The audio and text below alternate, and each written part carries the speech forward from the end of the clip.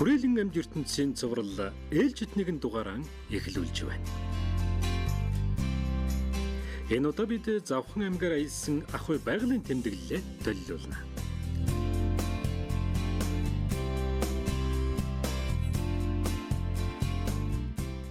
Завхан нутаг, сайхан нутаг, замын хүн саатмаар нутаг гэж хэлцдэг нь оргүйч нэг үг биш ээ.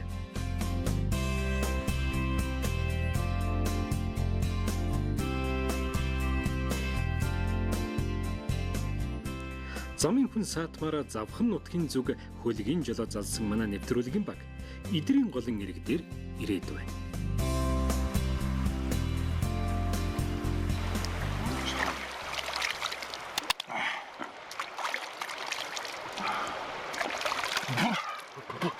Скотэн байна, сайхан байна. Зураг авч ирсэн юм уу?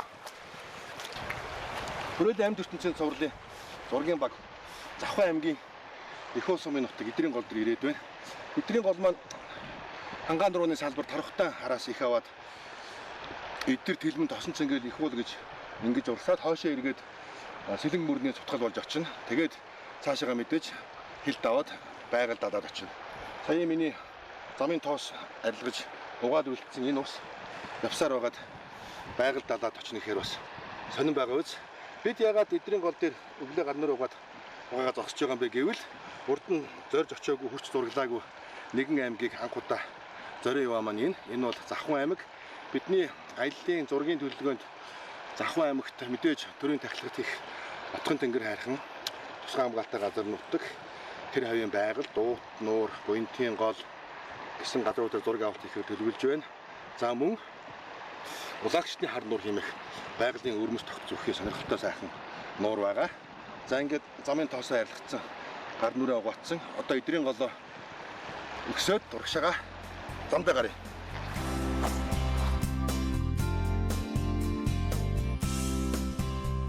Бидний зам зуртаа түр зогссон эдэр гол маань Булнаа, Тарвах тань рууны хоорондох давчуу хөндөөгөр 3 аймгийн 9 сумын нутгийг туулан 452 км урсаад дэлгэр мөрөнтөө нийлж Сэлэн мөрөнд судагдаг. Усны гүн нь 70 см-ээс 2 м хагас хүрнэ.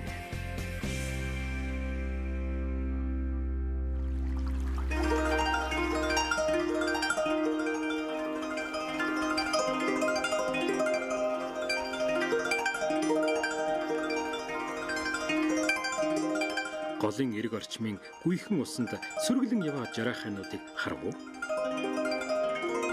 Энэ бол Монгол орны гол мөрөнд хаа сайгүй элбэг таарах нүцгэн жараа буюу бидний хэлж заншснаар жарааха юм.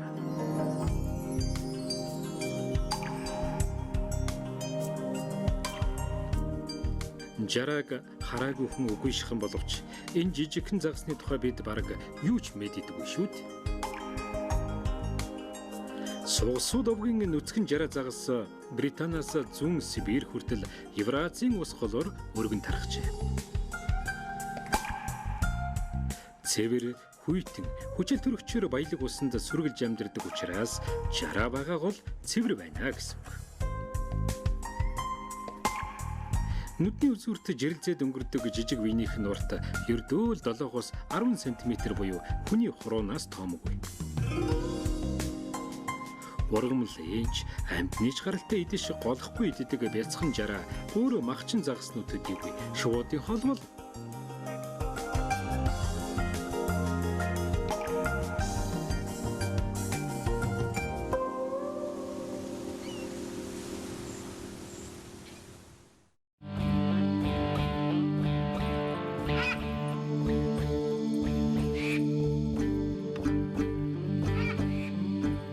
Эдрийн голын хөндийдэх элгэн хадны өвөрт ooч ёл үүрэндээ тухлан сууж байна. Сэг зэмэр хоолдог ooч ёлын ясны дуртай иж нь яс.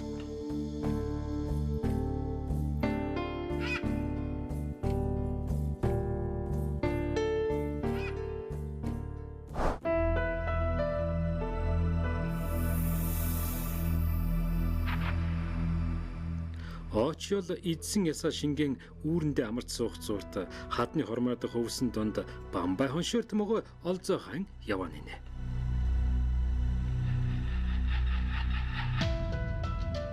Болгоомжтой байхгүй бол Бамбай хоншорт бол хортой мөгөө. Бамбай хоншортоос нэг удаа тэг 10,098-аас тэг 10,927 грамм хор авах боломжтой бөгөөд анагаах ухаанд түгээмэл хэрэгэлдэг.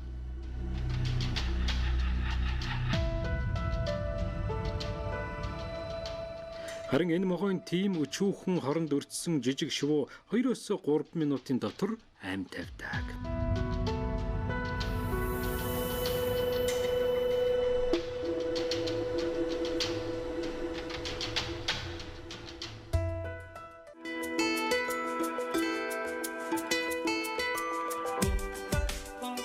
Бидний аяллаа зам цааш үргэлжилсэн.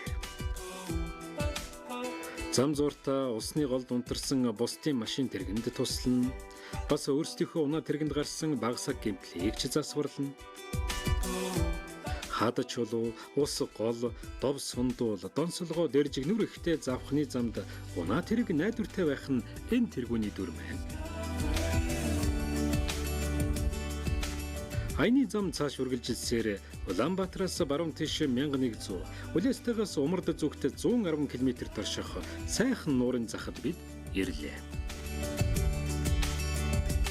Энэ бол Улаагчны хар нуур.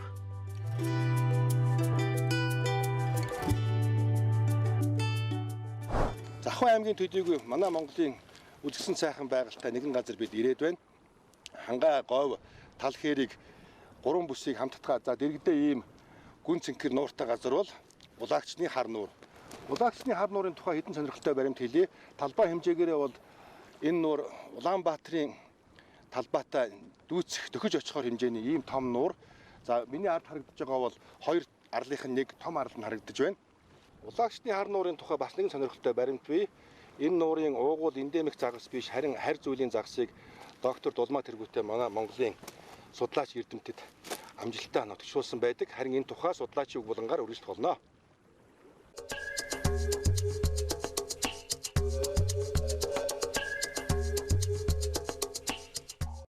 За Монгол улсад анх загас нутгшуулах хажлыг бол 1956-аас 1957 онд профессор Даштооч Тамилан нар бол байгаль нураас 14 сая амай загасны төрсийг бол анх авчирч хөвсгөл нурт нутгшуулснаар бол эхэлсэн байдаг.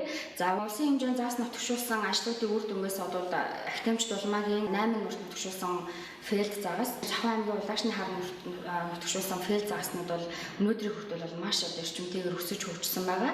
За Улаагчны хар нуурын фэлд загас бол өнөөдөр улсын хэмжээнд одоо агнуурын үнэт загасны тоонд бол ороод явж байгаа одоо ийм одоо давуу талуудтай байна.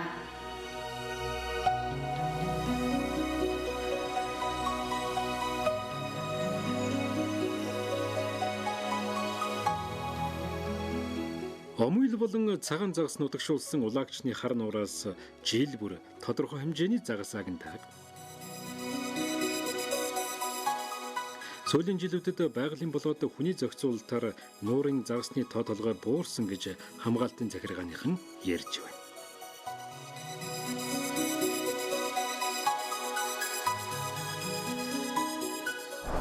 Харь зүйлийн загсыг одоо бас нутгшуулсан юм нуур байж байгаа. Энэ бол одоо фэлд загас гэж. Энэ сүүлийн нэлээдгүй одоо 90 он 2000 онд бол нэлээд өсөөд бас энэ нуурын бохирдол бас яхан гарч ирсэн. Тэгээ сүүлийн жилүүдэд бол яхан загсны тоо толгой сөөрч байна. Энэ одоо хамгаалттай холбоотой. Нөгөө талаар бол бас энэ харгоогоо бол одоо сүүлийн үед энэ нууран дээр нэлээд орширсан. Энэ нь бол одоо энэ шувууны идэж тэжээл болсноор загсын нөөцөд хомсдож байгаа.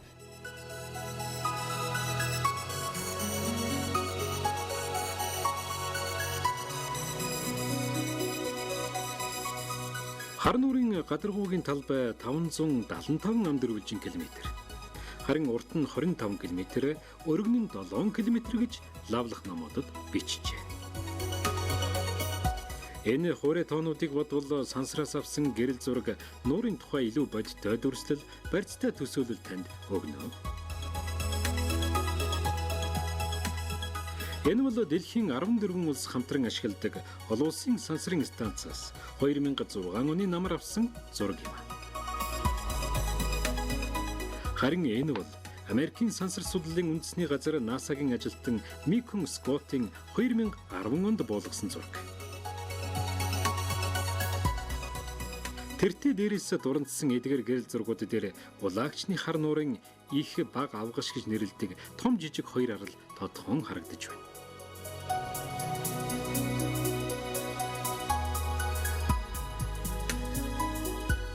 Хар нуур орчмыг 2010 онд байгалийн цогцлборт газар ангиллаар улсын тусгай хамгаалалтанд авчээ.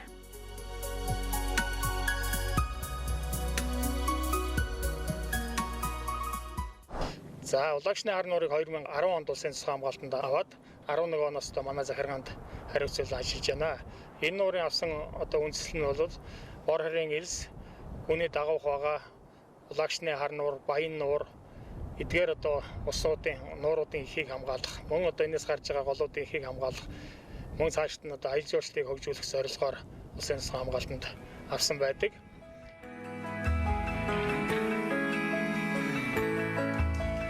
Элсэн манхан эрэхтэй болохоор зуны дэлгэр цагт хар нуурын хөвөө яг л гадаад их далайн наран шарлагын газар шиг санагдана. Харин усанд умбод шумбах бол анхаарал болгоомж илүүдэхгүй. Хар нуурын усны гүн 48 м. Ёроолд нь 16 давхар байшин тавилаа гэж төсөөлвөл оройн уснаас цухахгүй гэсэн үг. Бас л гүнзгий байгаа биз? Улагчны хар нуурын тухай бусад баримтуудыг сөхөж харцгаая.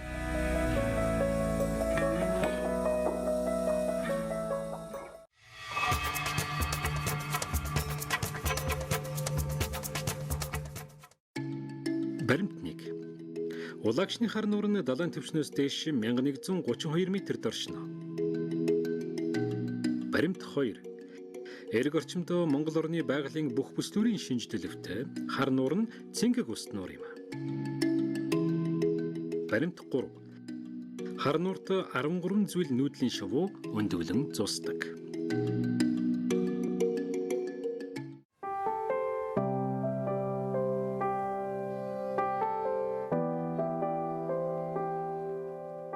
Улагчны хар нуурт өндөглөн зусдаг 13 зүйл шувууны нэг болох гангар хунгийн бүлийг бид харж байна. Үдсгэлэн төгс нуур, үдсгэлэн төгс хүн. Үг илүүдхийн агшингад урангаар царцааж амьсгаа даран хамттан харцгаая.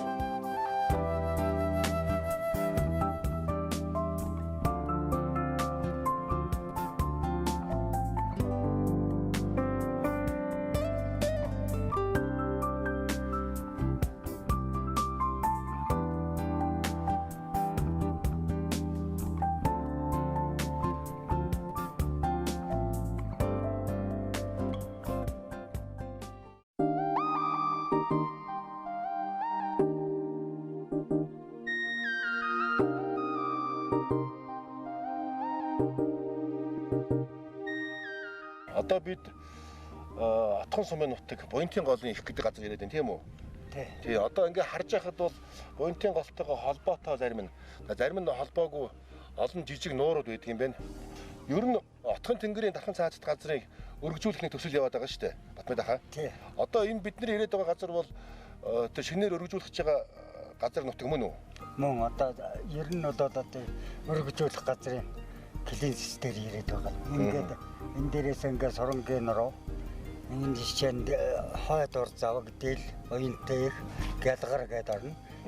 Хоёр аймгийн 3 сумын нутгийн ер нь бол зэрлэг ан амтан элбэг 20-од нууртай. Аян жижиг нуурууд 20-од нуур байна уу? Тий 20-од нуур одоо завхан голын одоо жинхэнэ их ийм нуурууд байгаа юм. Эндээс л ерөөсөө завхан гол бол ихийг авчаад усны ерөөсөө их усүр эндээс эхэлдэг юм.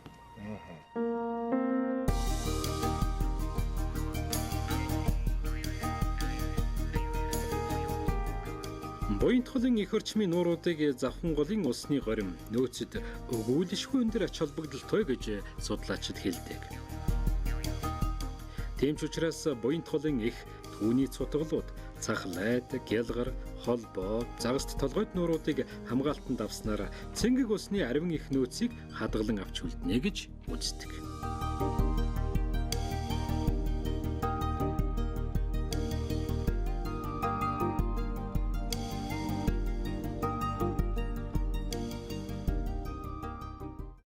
Буянт холын их орчмын 20 гаруй нуурын нэг нь дуунд гардаг дуут нуур. Олон төгсөн дуунд гардаг дуут нуур нь бидний ирээд байгаа Завхан аймгийн Отхон сумын нутаг.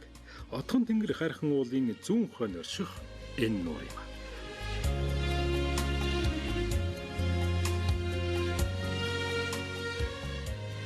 Намар барьж хөлдөх болон хавар гисэх үед ээлдэв сонин дуу гаргадаг учраас дуут нуур гэж нэрлсэн юм а гэж нутгийнхан хүүрнэдэг.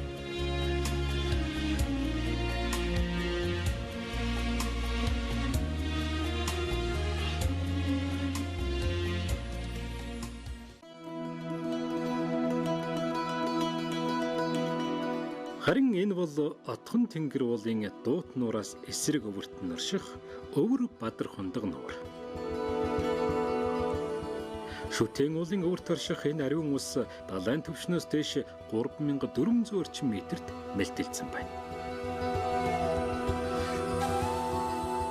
Сөнсөн галтуулын тогоонд эртний мөсөн голоос үүссэн энэ нуур Отхон тэнгэрийн оргил дах мөнх цасны хилээс тийм ч холгүй оршдог юм.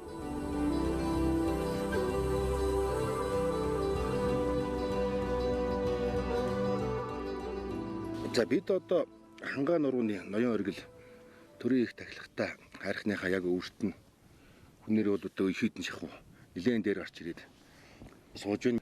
Хайрхны маань одоо энэ зулаа дээр байдаг засны хэмжээ багасаад байна энэ гэж та одоо яг нутгийн хүний хувьд байгаль хамгаалагчийн хувьд яг энэ ортой юу аль хэр багасаад байгаа вэ? Энэ ортойгоор барахгүй одоо тодорхой.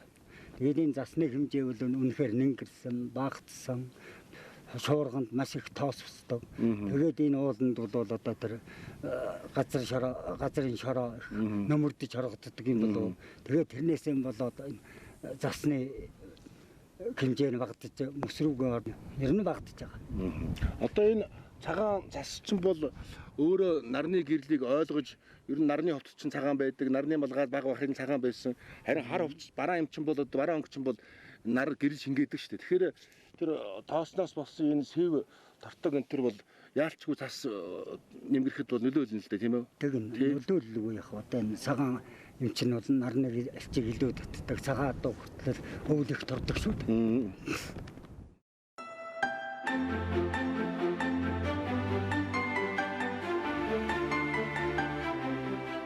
Зун цагт 2000 метрийн хилээс доошох бэл хөндөд бороо орж байхад дээшээгээ цас хаялан байдаг сэрүүн хангаад ямар эмтэд байдаг юм болоо. Энэ бүс нутагт 30 гаруй зүйлийн хөхтөн, 50 гаруй зүйлийн шувуу бий.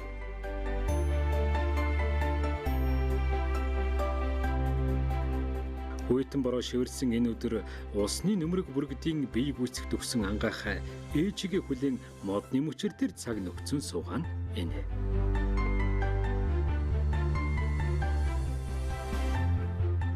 Өсч том болоод өөрөө нисч авлаж сурах хүртлээр энэ нөхөр ихээрэн тижээлэг.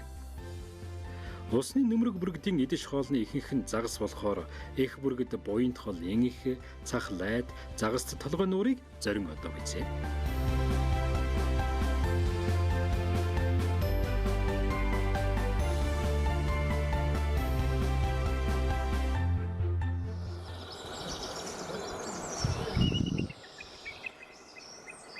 Харин бороо зогсох үеэр Отхон тэнгэрийн оргил өвд өндөр тэнгэртэй элен нисэх ээлжи хүлээн байгаа Тарважи бүргэдийн нэл хангахад тарж зургалсан маань энэ.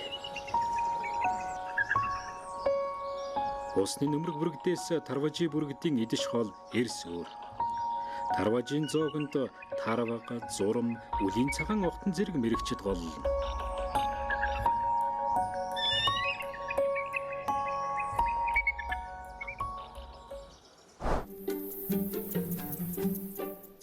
Тэр тарвжи бүргэдийн өнөөдрийн зоогоос мэд мултарсан үлийн цагаан огтнууд өөрсдийнхөө идэж хоолыг бэлдэн гуйлдэж байгаа нь. Үлийн цагаан үржимтгий амтай. Хавар намрын хоорондох хэдхэн сард нэг эмэгчин 3 удаа төлөлж 20, 30, бүр 40 гөлчгийг хоолтой залгуулна.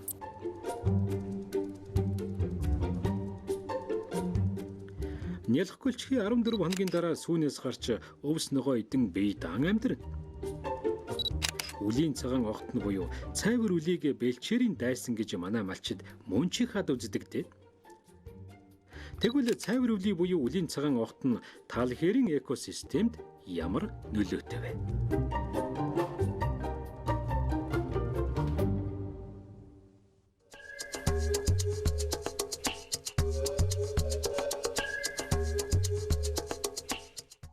За нүүдлийн мал аж ахуйтай Монгол орны хувьд бэлчээр чухал. Бэлчээр гэдэг энэ өргөн удам нутгийн зайлшгүй нэг гишүүн үлийн цагаан огтны талаар бол хоёр ойлголт хамгаалж явдаг. Нэг нь бол үнэхээр бэлчээрийн мал аж ахуйн дайсан хортон, нөгөөх нь энэ экосистемийн байдал нэг гишүүн гэсэн хоёр хандлага байдаг л. Тэгээ яа бэлчээрийн хортон болчихвол гэхээр монголчууд нүүдлийн мал аж ахуйтай мал нь бэлчээрээр онд ордог. Ийм улс учраас одоо малтай өрсөлдөд бэлчээрийг нь идээд байгаа учраас дайсан гэж үздэг. Яагаад экосистемийн нэг бүрэлдэхүүн гишүүн гэж үздэг вэ гэхээр үлийн цагаан огтон тухайн экосистемд байснаар үнэг хярс мануул гэсэн хөвгтөн амьтад шилийн сар, эдлэг шонгор, хээрийн бүргэд гэсэн жигүүрчин шуудын эцэд жилийн 50-аас илүү хувьд үлийн цагаан огтон оролцдог учраас энэ зүгээр л экосистемийн гишүүн. Хамгийн чухал асуудал бол үлийн цагаан үнэхээр бэлчээр талхилаад байгаа юм уу? Эсвэл нэгэн талхилагдсан бэлчээрийг дагаж үржээд байгаа юм уу гэсэн асуулт байна. Ингээд малчид юу анзаардаг вэ? Үлийн цагаан огтон өөрөө эрүүл сэргийг бэлчээр дарахж чаддаггүй, зөвхөн мал өнжөөлгүй идэж талхилчсан бэлчээр л дарахж чадах онцлогтой гэдгийг л ойлгочих хэрэгтэй.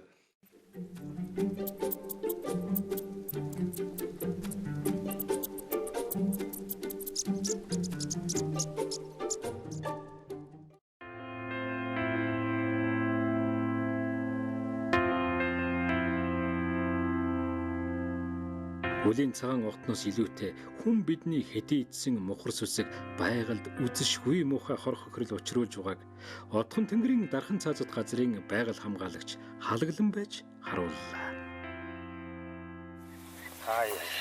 Жил одоо манай энэ уулын чинь өрөөд нэг 5-6 мянган хүн ирж энэ сүүлийн жилүүдэд төрийн дахилгатай. Тэгэл одоо хүний хэдэн тадгил гэж энэ хямрын дарцаг гэдэг нэг хэцүү юм байна. Одоо Монгол төмний хог хямраг болцсон байдаг юм уу яадаг. Нэг шатдаг нэг юм ном хэсэгтэй. Хадагны хажуугаар хог болоод байдаг. Эч үнэхээр хог болд юм биш үү те? Айгаа шингэхгүй. Айгаа шингэнэ.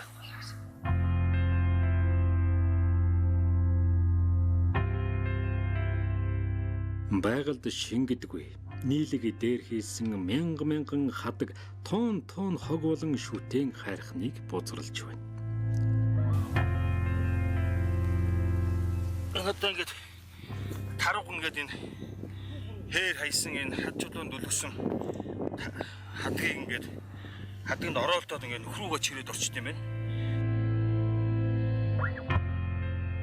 Буян бодож өргөсөн хадаг нь нүгэл тарьж амьтны амьд хүрч байгааг мөнөөхөөс үсэгтэн өөрөө мэдээчгүй яваац. Хадагнд орооцолдон үхсэн тарвга ганц нэгэр тоологдохгүй.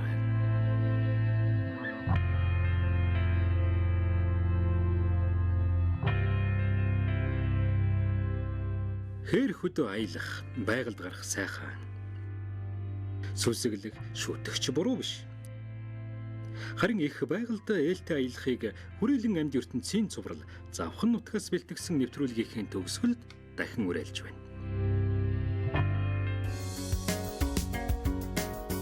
Тал хээр, уус ханга, элсэн говийн дундах үзэглэн дулаагчны хар нуур. Хойд мөсөн далайг зорин мэрэлцэх идэрийн гол. Нүдэн олон нууртай буянтын их. Хангай нурууны ноён өргөл отхон тэнгэрүүлээр торьсон энэ дугаараа ийхүү жаргаж байна.